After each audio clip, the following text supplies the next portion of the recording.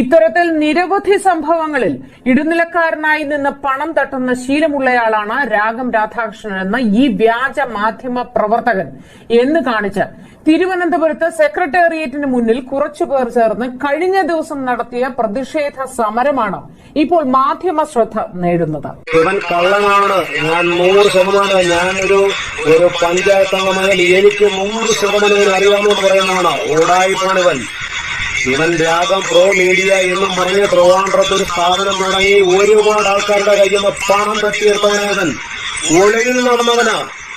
14 criminal കേസിലെ പ്രതിയാ ഞങ്ങളുടെ കയ്യിൽ വിവരാവകാശം അനുസരിച്ചെടുത്തിരിക്കുക. 14 ക്രിമിനൽ കേസുകളിലെ പ്രതിയാണ് ഈ വ്യക്തി. എന്തുകൊണ്ട് പോസോ ഇയാളിനെതിരെ കാപ്പ ചുമത്തുന്നില്ല? മോളെ ഞാൻ തട്ടിക്കൊണ്ടുപോയതാണ്, അവളെ തട്ടിക്കൊണ്ടുപോയതായിട്ട് നിനക്ക് തെളിയിക്കാൻ ഏതെങ്കിലും ഒരു എഫ്ഐആറിന്റെ കേസ് ഈ കേസ് എന്റെ പേരിലുണ്ടെങ്കിൽ അന്ന് ഞാൻ ഈ മൈക്കുള്ള പണി നിർത്താമെന്ന് ഞാൻ ഇവരെ വെല്ലുവിളിക്കുകയാണ്. ഇവന്റെ പേരിലുള്ള എഫ്ഐആറുകളാണ് മുഖ്യമന്ത്രിക്കും DGPക്കും സകലർക്കും ഞങ്ങൾ കൊടുത്തിരിക്കുക. Press Malayalam social media channel നിർത്തലാക്കണമെന്ന് ആവശ്യപ്പെട്ട് പരാതി. യൂട്യൂബ് ചാനൽ നടത്തിപ്പുകാരൻ രാഗം രാധാകൃഷ്ണനെ അറസ്റ്റ് ചെയ്യണമെന്നും കാപ്പ ചുമത്തണമെന്നുമാണ് ആവശ്യം. നടത്തിയ വൻ തട്ടിപ്പുകളുടെയും വൻ ഉടായ്പുകളുടെയും കഥയാണ് ഇത്.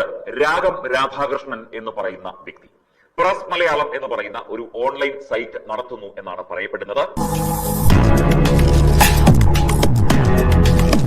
ഒരു യൂട്യൂബ് ചാനൽ ഉണ്ടെങ്കിൽ എന്തുമാവാം, ആരെയും ഭീഷണിപ്പെടുത്താം, ഉണ്ടാപിരിവ് നടത്താം എന്ന് തെളിയിച്ചിരിക്കുകയാണ് രാഗം രാധാകൃഷ്ണൻ എന്ന് ജനം പറയുമ്പോൾ കൈകെട്ടി നോക്കി നിൽക്കുന്ന പോലീസുകാരും. ഓഫ് ചെയ്ത ചിത്രങ്ങൾ ഉപയോഗിച്ച കള്ളക്കഥകൾ മെനഞ്ഞ് ഭീഷണിപ്പെടുത്തി പണം വാങ്ങുന്നതിന് തെളിവുകൾ നിരത്തി പരാതിയുമായി സമരം ചെയ്യുന്നവർക്ക് നേരെ കണ്ണടയ്ക്കുന്ന നിയമവാഴ്ച. ശ്രീരാമേനോൻ മുതൽ എന്തോസ് കുന്നപ്പള്ളി വരെ ഇയാളുടെ ലിസ്റ്റിൽ ഉണ്ടായിരുന്നു. എന്തോസ് കുന്നപ്പള്ളിയുടെ കേസ് ഒത്തുതീർപ്പിനായി ഇയാളും പരാതിക്കാരിയും ഒത്തുചേർന്ന് ഇടപാടുകൾ നടത്തിയെന്നും പറയപ്പെടുന്നു. കൊല്ലം ജില്ലയിൽ ഒരു വർക്ക്ഷോപ്പ് നടത്തിക്കൊണ്ടിരുന്ന ബിജു ദേവരാജിന്റെ കയ്യിൽ നിന്ന് ചാരിറ്റിയുടെ പേര് പറഞ്ഞ് പലപ്പോഴായി പണം വാങ്ങുമായിരുന്നു എന്ന് ബിജു പറയുന്നു.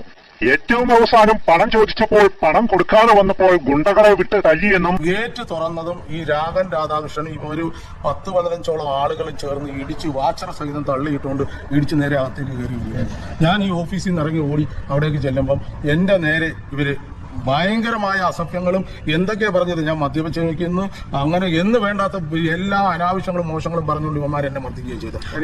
ഈ രാഗൻ രാധാകൃഷ്ണൻ എന്റെ അകത്ത് എന്റെ CCTV എല്ലാ ദൃശ്യവും നിങ്ങൾ തരിക. ഈ രാഗൻ രാധാകൃഷ്ണൻ ഇതിനകത്ത് കയറിയിട്ട് ഇവൻ എന്നെ വിളിച്ച അസഭ്യങ്ങൾ, എന്നിട്ട് ഇത് ഉടൻ തന്നെ വെളിയിലേക്ക് ഒരു മൊബൈൽ ഇത് ലൈവ് കൂടിയ അതെനിക്കറിയില്ല.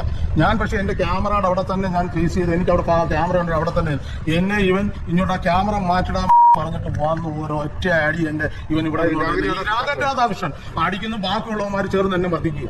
ഒരു പ്രശ്നമുണ്ടായാൽ അതിൽ പണം കിട്ടുന്ന ഭാഗം നോക്കി വീഡിയോ തയ്യാറാക്കുകയും ചെയ്യുന്നു. ലക്ഷങ്ങൾ വാങ്ങിച്ചെയ്യുന്ന ഈ ക്രൂരതയ്ക്ക് ഇരയായവർ തെളിവുകൾ സഹിതം DGPക്കും മുഖ്യമന്ത്രിക്കും പരാതി നൽകിയിരിക്കുകയാണ്. ശരണ്യ എന്ന പെൺകുട്ടിയുടെ ഭർത്താവിൽ നിന്നും പണം വാങ്ങി വ്യാജ വാർത്തയിട്ടതിന്റെ തെളിവുകൾ ഈ ഫോൺ സംഭാഷണത്തിൽ കേൾക്കുക. 3 ലക്ഷം രൂപ കൊടുത്താല് വാർത്ത പിൻവലിക്കുമെന്ന്. രാഘവൻ ചേട്ടാ നമസ്കാരം. നമസ്കാരം, പറഞ്ഞു. രാഘവൻ ചേട്ടാ, ഞാനൊരു ശരണ്യ എന്ന് പറയുന്ന ഒരു കൊച്ചിന്റെ ഒരു വീഡിയോ ഇട്ടിരിക്കാൻ വിളിച്ചതാ. നമുക്കത് വ്യക്തിപരമായിട്ട് അറിയാവുന്ന കൊച്ചാട്ടോ, അത് മൊത്തം കള്ളത്തരം കേട്ടോ. അതെ ചേട്ടനത് സംസാരിക്കുന്ന എന്റെ പേര് മുബാറക് എന്ന് പറയുന്ന ആളാണ്.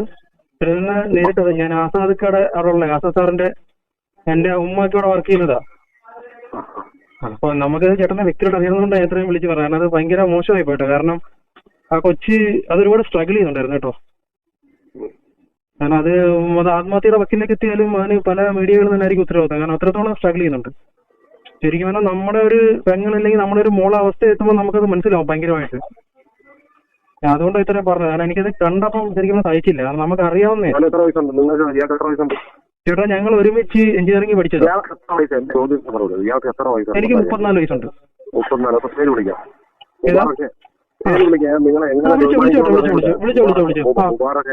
ഒരു ഭാര്യയും ഭർത്താവും വഴക്ക് കൂടുന്നു.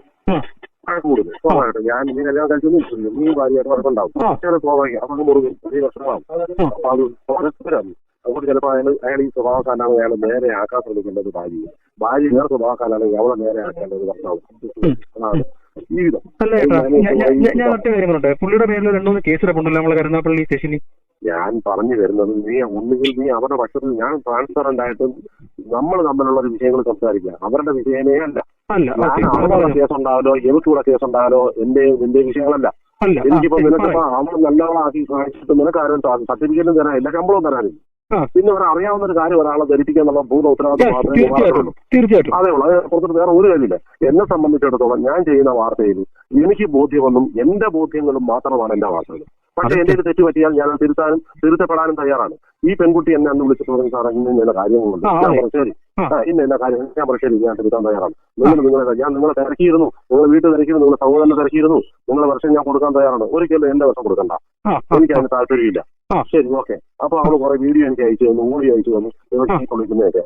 അപ്പോൾ അവർ നല്ല സന്തോഷത്തിൽ ഇരുന്ന സമയത്ത് ഞാൻ ചീത്ത വിളിച്ചു. അവിടെ കുട്ടികൾ നോക്കാൻ വേലക്കാരി ചീത്ത വിളിച്ചു. അത് വീഡിയോ ആണ്. ഞാൻ അത് കൃത്യമായിട്ട് പരിശോധിച്ചപ്പോഴില്ല. അപ്പൊ അത് സ്നേഹത്തോടെ ഇരുന്നപ്പം വീഡിയോ എടുത്ത് കയ്യിൽ സൂക്ഷിക്കുക എന്ന് പറഞ്ഞാൽ നിന്റെ ഭാര്യ നാളെ നിന്നോട് കാണിച്ചാലും ഇത് തന്നെ ആയിരിക്കും.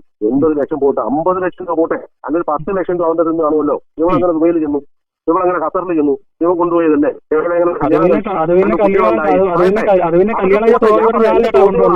നിങ്ങളെ നല്ലൊരു മുബാറക്കിന്റെ നല്ലൊരു കേൾവിക്കാനായിട്ട് നിന്നിട്ട് ഞാൻ സംസാരിക്കുമ്പോൾ മുബാറക്കും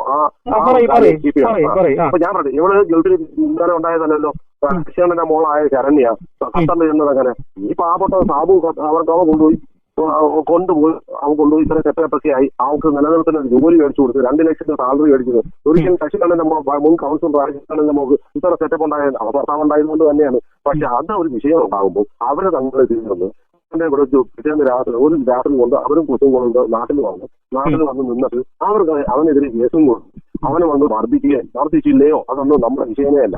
അവൻ പറയുന്ന പച്ചയായിട്ട് പറഞ്ഞു എന്റെ 87 ലക്ഷം രൂപ 110 പവന്റെ സ്വർണ്ണം കൊണ്ടുപോയി. ആരാണ് പറയുന്നത്? അവളുടെ ഭർത്താവ്. അവൾ പറയുന്നത് ഞാൻ 3 മാസമായിട്ട് വിവാഹം വേർപ്പെടുത്തിയെന്ന്. ഇവിടുത്തെ നിയമം നമ്മുടെ ജനാധിപത്യ രാജ്യമായ ഇന്ത്യയിൽ വിവാഹം കഴിക്കുകയും ഖത്തറിൽ പോയി ഡിവോഴ്സ് ചെയ്യുകയെന്ന് പറഞ്ഞാൽ ആരെടുത്ത് പറയുന്നത്? ഞാൻ പെൺകുട്ടി എന്ന തന്നെ അവിടെ ഞാൻ കൂടുതൽ ഒന്നും ചോദിച്ചിട്ട് ഞാൻ പറഞ്ഞു എനിക്ക് നിങ്ങളത് ശരിയാണെങ്കിൽ നിങ്ങളെ വർഷം ഞാൻ കൊടുക്കാൻ തയ്യാറാണ്. സന്ദർഭം എനിക്ക് താല്പര്യമില്ല. ശരി, ഞാൻ ഈ വാർത്ത റിലേറ്റ് ചെയ്യാൻ തയ്യാറാണ്. എനിക്ക് യൂട്യൂബിൽ നിന്ന് ഫേസ്ബുക്കിൽ നിന്ന് കിട്ടുന്ന റെമ്യൂണറേഷൻ ഉണ്ട്. ഞാൻ ഇത് റിലേറ്റ് ചെയ്യുമ്പോൾ ആ റെമ്യൂണറേഷൻ നേരത്തെ ഉണ്ടായിരുന്ന വാർത്ത ചെയ്ത് റീച്ചായ വാർത്തയുടെ 60% കട്ടാവും. കാര്യം ഞാൻ പൈസ കൊടുക്കേണ്ട ഈ വാർത്ത റിലേറ്റ് ചെയ്തില്ല. അതുകൊണ്ട് അത് പറയാൻ നീക്കി ഞാൻ തയ്യാറാണെങ്കിൽ ഞാനിപ്പോഴും തയ്യാറാണ്. എനിക്ക് ശരണ്യയോ ഈ സാബു എന്ന് പറയുന്നത് സാബു സോമനോ എന്റെ അമ്മയുടെ ആങ്ങളുടെ മോനോ ഒന്നുമല്ല. എനിക്ക് നാട്ടിൽ ഈ ആയിരക്കണക്കിന് വിവാഹബന്ധങ്ങൾ വേർപെടുത്തുന്നതിന്റെ ഒരംശമായ സാബു സോമന ശരണ്യ എനിക്ക് നാളെ ഞാനത് മെനഞ്ഞാൻ ചെയ്ത. ഇനി രാഗം രാധാകൃഷ്ണനെ കുറിച്ച് മുൻ പഞ്ചായത്ത് മെമ്പർ പറയുന്നത് കേൾക്കുക. കൊല്ലത്തെ ഒരു യുവ ഡോക്ടർ ആത്മഹത്യ ചെയ്യാൻ കാരണവും ഇയാൾ തന്നെയാണെന്നാണ് ആരോപണം. 14 ക്രിമിനൽ കേസുകൾ ഉണ്ടായിട്ടും പോലീസ് ഒരു നടപടിയും എടുക്കുന്നില്ല എന്നാണ് പരാതി. ഇവൻ കള്ളനാണ്. ഞാൻ 100% ഞാനൊരു പഞ്ചായത്ത് അംഗമായാൽ എനിക്ക് 100% അറിവുകൊണ്ട് പറയുന്നതാണ്. ഓടായിപ്പോണിവൻ. ഇവൻ രാഗം പ്രോ മീഡിയ എന്നും പറഞ്ഞ ട്രിവാൻഡ്രത്ത് ഒരു സ്ഥാപനം തുടങ്ങി ഒരുപാട് ആൾക്കാരുടെ കയ്യിൽ പണം തട്ടിയെടുത്തവൻ ഒളിവിൽ നടന്നവനാ. 14 ക്രിമിനൽ കേസിലെ പ്രതിയാണ് ഞങ്ങളുടെ കയ്യിൽ വിവരാവകാശം അനുസരിച്ച് എടുത്തിരിക്കുക.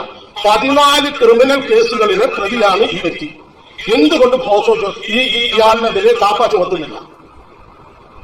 അതിനകത്ത് 4 കേസിനകത്ത് എൽദോസ് കുന്നംപള്ളിയുടെ അടക്കമുള്ള 4 കേസിനകത്ത് ഉപാധികളോടുകൂടി ജാമ്യത്തിലാണ് ഇവർ നിൽക്കുന്നത്. എല്ലായിടത്തും ചെന്ന് പത്രപ്രവർത്തനമല്ല, എവിടെയും ചെന്ന് കയറി പണം ചോദിച്ച് പണം തട്ടിയെടുത്ത് അതിനകത്ത് കടന്നുകൂടി കയറി ഇവൻ നല്ല രീതിയിൽ നടക്കുന്നതാണെങ്കിൽ ആ പ്രസ്ഥാനത്തിന് തകർക്കാൻ ശ്രമിക്കും.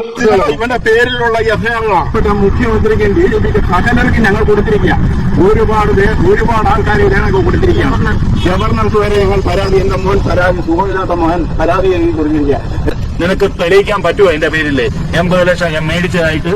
ആ പ്രവാസിയുടെ മോളെ ഞാൻ തട്ടിക്കൊണ്ടുപോയതുകൊണ്ട് അവളെ തട്ടിക്കൊണ്ടുപോയതായിട്ട് നിനക്ക് തെളിയിക്കാൻ ഏതെങ്കിലും ഒരു എഫ്ഐആർ കേസ് എന്റെ പേരിലുണ്ടെങ്കിൽ അന്ന് ഞാൻ ഈ മൈക്കുള്ള പണി നിർത്താമെന്ന് ഞാൻ ഇവനെ വെല്ലുവിളിക്കുകയാണ്. നീ ഒറ്റ തന്തയ്ക്കുണ്ടാകാനാണെങ്കിൽ നീ തെളിയിക്കടാ നാറി.